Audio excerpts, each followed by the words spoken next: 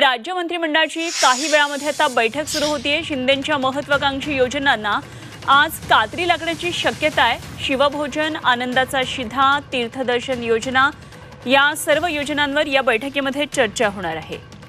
आमचे प्रतिनिधी ओम देशमुख आपल्याबरोबर आहेत। आणखी सविस्तर माहिती जाणून घेऊया। ओम, आजच्या मंत्रिमंडळाच्या बैठकीकडे विशेष लक्ष लागलेलं आहे, कारण शिंदेंच्या कालावधीमध्ये ज्या काही नवीन योजना आलेल्या होत्या आणि ज्या महत्त्वाकांक्षी योजना त्यांच्या नावाने ओळखल्या जात होत्या त्यावर आज आता कात्री येण्याची शक्यता आहे।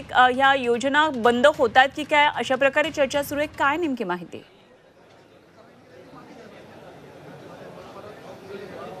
अनुपमा, खरं तर राज्य सरकारचं हे पहिलं बजेट आहे। देवेंद्र फडणवीस सरकारचा जो पहिला अर्थसंकल्पीय अधिवेशन आहे ते मार्चमध्ये 3 तारखेला सुरू होते।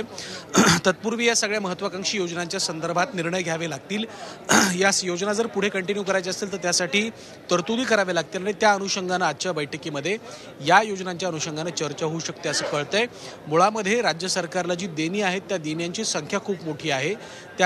ती जे आकडा आहे तो खूप मोठा आहे आणि त्या आकड्याची जर परिपूर्ती करायची असेल तर इतर महत्त्वाच्या अनेक गोष्टींना कात्री लावणे हे क्रमप्राप्त आहे, जेणेकरून या सगळ्या गोष्टींची जुळवाजुळव करणं सरकारला शक्य होईल।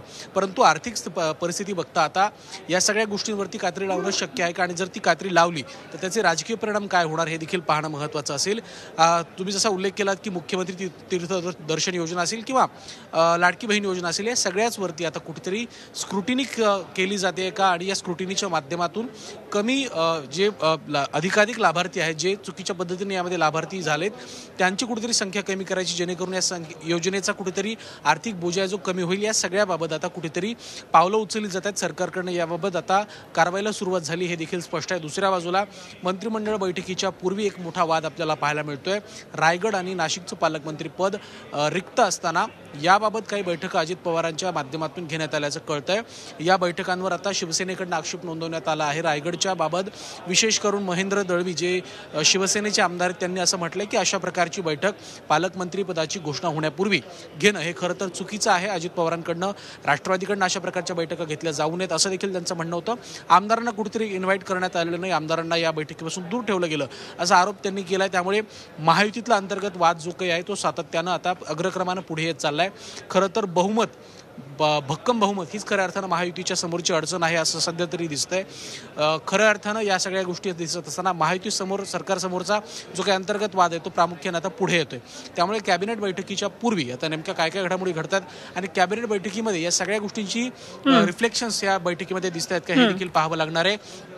काल एक महत्त्वाची आणि मोठी अपडेट घडली। खरं तर कालच्या राजकीय घडामोडींमध्ये त्याला फारसं महत्त्व मिळालं नाही, परंतु काल खऱ्या अर्थानं उदय सामंत यांनी एक पत्र लिहिलं होतं आणि या पत्रामधून आपल्या खात्यामध्ये नेमकं काय चाललंय याबाबत त्यांनी खरं तर अनेक वेळा एक प्रखर भाष्य केलं होतं।